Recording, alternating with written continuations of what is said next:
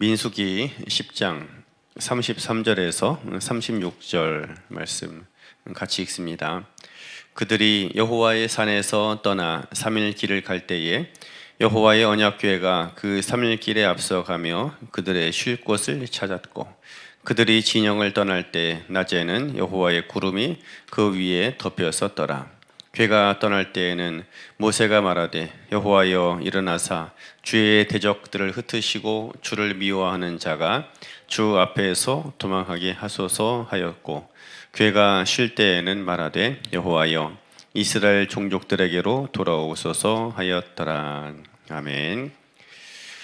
민수기 10장입니다. 33절에서 36절 광야에서 쉴 곳 찾기 말씀의 제목입니다. 그런 찬양이 있죠. 광야, 주님 없이는, 하나님 없이는 단 하루도 살 수 없는 곳 광야 하는 그런 찬양이 있습니다. 광야를 우리들이 다녀본 적이 별로 없고 살아본 적이 없어서 정말 하루도 그렇게 살기가 어려운 곳인가 그렇게 와닿지는 않습니다. 하지만 우리가 굳이 광야를 가보지 않더라도 인생 자체가 광야죠. 그래서 비록 눈에 보이는 세상이 사계절 아름다운 풍경이 있고 또 물이 곳곳에 흘러가고 푸른 초장이 있다 할지라도 어쨌든 살아가는 삶의 환경 자체가 광야 같은 곳입니다. 그래서 삶이라는 것이 하루하루를 살아가는 것도 만만치 않다라는 것입니다. 그래서 힘든 삶, 힘들고 어려운 삶을 빗대서 이야기하면 광야라고 이야기를 합니다. 현대인의 삶이나 과거 고대인의 삶이나 미래도 여전히 마찬가지로 인생은 그런 광야 같은 세상을 만나게 될 것입니다. 문제는 하루하루 광야 같은 그런 살벌한 세상에서 어떻게 우리가 쉴 곳을 찾을 것이냐 하는 문제인 것이죠. 사람에게는 쉴 곳이 필요합니다. 마음도 쉬고 몸도 쉬고 또 이래저래 삶에 지치고 관계에 또 일에 지친 사람들에게 안식과 평강이 필요한 것입니다. 하나님께서 그런 우리 고단한 삶을 잘 아십니다. 그 고단함이 우리의 실수 때문이든 인간들의 죄악 때문이든 정당하게 일하고 나서 필요한 안식이 되었든 우리에게 어쨌든 쉼과 안식이 필요하다라는 것을 하나님은 잘 아십니다. 그래서 광야 길을 걸어가는 사람들에게 하나님은 쉴 곳을 찾으셨고 또 안식을 주셨다라는 것이죠. 오늘 33절 말씀 보니까 하나님께서 그 3일 길을 앞서가면서 그들의 쉴 곳을 찾으셨다라고 이야기를 합니다. 광야 길을 하나님께서 먼저 행하십니다. 그래서 어디에 가면 어떤 방향으로 어떻게 걸어갈 때 인생의 길목마다 그 하나님 사람들이 쉴 곳을 찾을까, 어디서 쉼 얻을까 일하셨던 하나님인 것입니다. 하나님 우리에게 안식도 주시기 원하고 또 삶의 평강으로 우리 모든 것 이끌어 가기를 원하시는 그 하나님이신 것입니다. 그 선하신 하나님 인도하심 우리가 경험하고 삶의 모든 걸음걸음을 통해서 안식처를 만들어 갈 수 있는 우리가 되기를 주의 이름으로 축복합니다. 오늘 본문에서 그래서 하나님께서 이스라엘 그 백성들 앞에 가서 쉴 곳을 찾으셨다라고 하는데, 우리들이 그 하나님의 쉴 곳을 함께 찾아가고 만들어가는 것 중요합니다. 어떻게 우리가 광야에서 쉴 곳을 찾을 수가 있을까요? 두 가지 관점에서 이야기를 나누고자 합니다. 첫 번째로는 우리의 중심이 바로 잡혀 있어야 합니다. 우리 중심이 바로 잡혀 있어야 하는데 우리 중심 한가운데 하나님의 장막이 있어야 합니다. 우리 모두가 다 하나님을 모시고 살아가는 그런 사람이죠. 그런데 하나님을 모신다라는 것, 하나님과 동행한다라는 것 중요한데 그 말 속에 한 가지 우리가 놓치고 있는 것들이 있습니다. 하나님을 우리 삶에 어디에 모시고 살아가느냐 하는 것이죠. 하나님께서 우리의 삶의 중심에 있어야 합니다. 말하자면 하나님께서 우리의 모든 삶의 기준점이 되어야 한다라는 것이죠. 본문도 마찬가지지만 하나님의 궤가 앞서가기도 하고 또 하나님의 궤가 멈춰서면 구름이 그 위에 멈춰서기도 하면서 이제 그 장막을 중심으로 하나님의 장막을 중심으로 이스라엘 12지파가 진을 칩니다. 그래서 움직일 때는 법궤가 앞서가고 머물러 서 있을 때는 법궤를 중심으로 이스라엘 12지파가 텐트를 치고 삶을 살아갑니다. 이것이 매우 중요합니다. 왜 그런가 하면 모세가 이스라엘의 지도자였고 아주 훌륭한 그런 사람이었죠. 그런데 모세가 아무리 신령해도 모세를 중심으로 또 모세가 이제 거하고 있는 텐트를 중심으로 이스라엘 사람들이 장막을 치지 않습니다. 또 유다 지파가 가장 앞선 리더 지파였던 것이죠. 그런데 그렇다고 해서 유다 지파를 중심으로 해서 역시 텐트를 치는 것도 아닙니다. 그들의 삶의 중심은 항상 무엇인가 하면 하나님의 장막이었던 것입니다. 때로는 그랬을 수 있을 것 같아요. 사람이 좀 융성해지고 강성해지다 보면 하나님의 장막이 초라해 보일 수도 있습니다. 예전에 그 다윗이라는 사람이 그랬지 않습니까? 나는 백향목 궁에 거하거늘 하나님의 궤는 여전히 초라한 장막 속에 있도다. 그런 이야기를 한 적이 있습니다. 다윗이 들판으로 산으로 이리저리 사울을 피해 뛰어다닐 때는 하나님의 장막이 초라해 보이지 않았어요. 그런데 다윗이 왕이 됩니다. 그리고 그같이 화려한 옷을 입고 또 화려한 궁궐을 짓고 살다 보니까 하나님의 장막이 초라해 보이는 것이죠. 그래서 내가 이래서 안 되겠다 하면서 하나님을 위하여 장막을 지어야 되겠다. 그 성전을 지어야 되겠다 결심을 합니다. 물론 하나님께서는 그 마음을 귀하게 보셨습니다. 그런데 하나님께서 이렇게 말씀하시죠.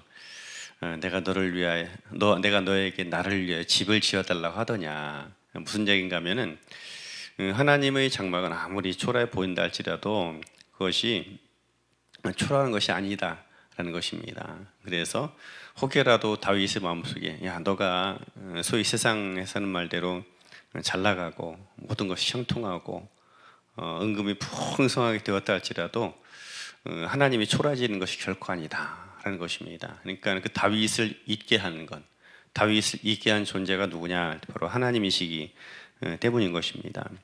하지만 사람들이라는 것은 대부분 다 그렇습니다. 다윗같이 신실한 사람도 자기의 지위와 권세가 올라가고 자신의 삶이 화려해지니까 하나님의 장막이 초라해 보이는 거죠. 그것은 아무리 경건한 사람이라 할지라도 피할 수 없는 인간의 마음인 것입니다. 그래서 우리들이 그 마음의 중심을 지킨다라는 것이 얼마나 힘든 일인지 모릅니다. 그래서 하나님께서 말씀하시는 것은 무엇인가 하면 유다 지파가 아무리 강성한들 또 모세가 아무리 신령한들 또 모세보다 더 탁월하고 능력 있는 그런 사람이 나온들 여전히 그 이스라엘 전체의 삶의 중심은 누구냐면 여호와 하나님이시다 말씀하고 있는 것이죠. 우리들이 삶을 살아감에 있어서 우리 삶의 중심이 되어야 할 분이 있습니다. 바로 예수 그리스도인 것이죠. 주님을 어디에 모시고 살 것이냐 할 때 삶의 중심에 모시고 살아가야 합니다. 나는 주님과 항상 함께하고 있습니다. 주님과 동행하고 있습니다.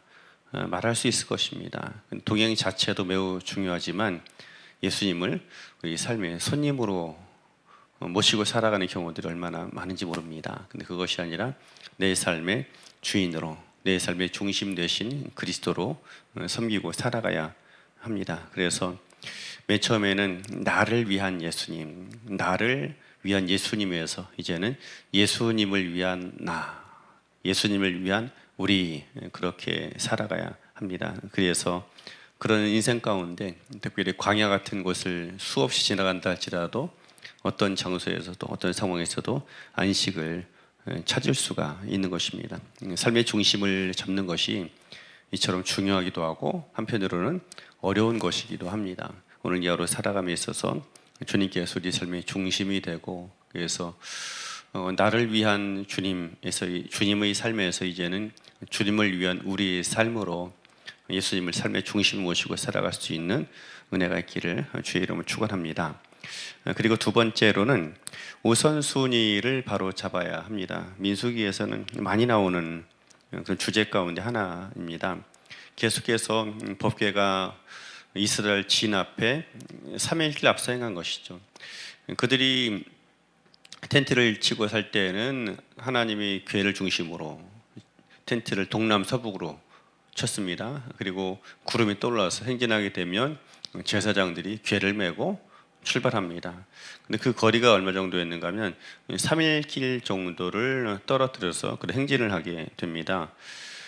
3일 길이라는 것은 참 대단한 길이죠. 왜냐하면은 3일 길은 눈에 보이지 않는 그런 길이기 때문입니다.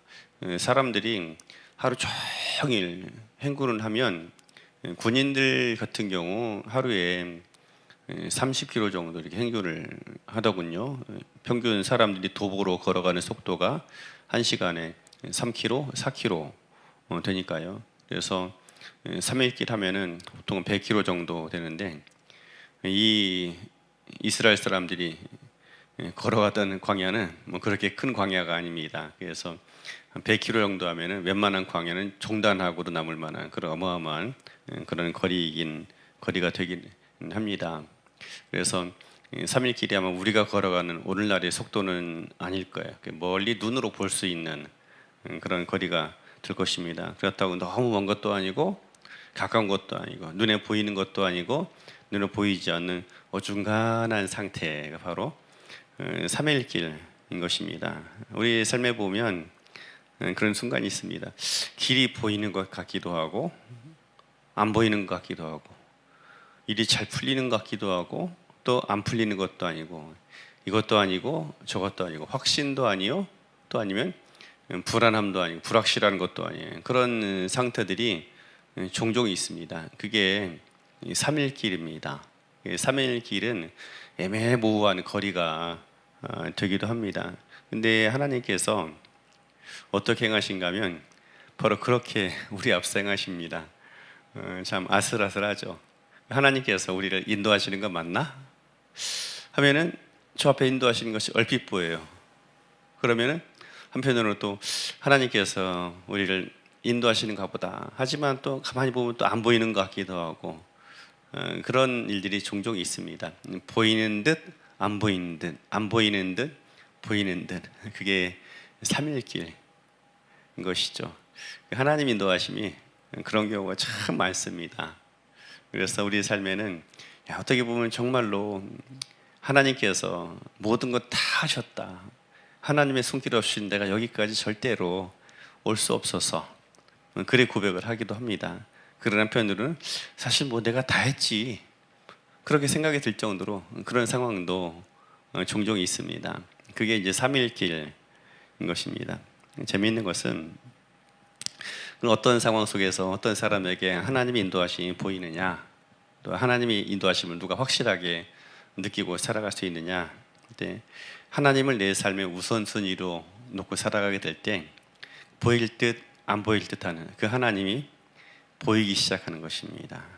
하나님께서 명백하게 누가 보아도 부인할 수 없도록 명백하게 하나님이 나타나셔 행하시는 경우들도 참 많습니다. 그러나 일반적인 경우는 하나님 인도하심은 보일 듯 안 보일 듯, 하나님의 음성은 들릴 듯 안 들릴 듯, 그렇게 우리에게 들려지고 인도하시는 것입니다. 그래서 우리가 하나님을 범사에 인정할 때, 특별히 그분을 또 우리 삶에 앞세워 살아가게 될 때 다른 사람들의 눈에는 잘 안 보여요. 잘 들리지도 않고 하나님께서 일하시는 것이 잘 느껴지지도 않습니다. 그러나 그 사람의 눈, 하나님을 앞세우고 살아가는 사람에게는 그 다른 사람은 여간해서 보기 힘든 그 하나님의 인도하심, 하나님 함께하심, 그것들이 선명하고 뚜렷하게 보이는 것입니다. 우리 삶에 있어서 중요한 것은 그래서 삶의 우선순위, 것입니다. 오늘 이 하루도 하나님께서 3일길 앞서 행하지 않으시겠습니까? 그래서 때로는 하나님이 정말 계신가? 하나님께서 내 삶을 인도하고 가시는가?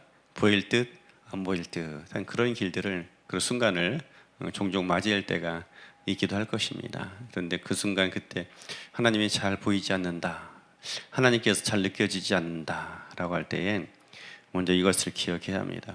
하나님이 내 삶의 우선순위가 될 때 그 안 보이던 하나님이 저 멀리 3일길 앞서 인도하시는 하나님, 인간의 시야로 보이지 않는 곳에서, 인간의 청각으로 들을 수 없는 곳에서 말씀하시는 하나님, 내 시력으로 보이지 않는 곳에서 인도하시는 그 하나님이 보일 것입니다. 그래서 어디에서도 안식을 찾기 힘든 그런 순간 장소에서 안식을 찾고 삶을 부유하게 하고 또 삶을 더 풍성하게 하시는 그 하나님을 만나게 될 줄로 믿습니다.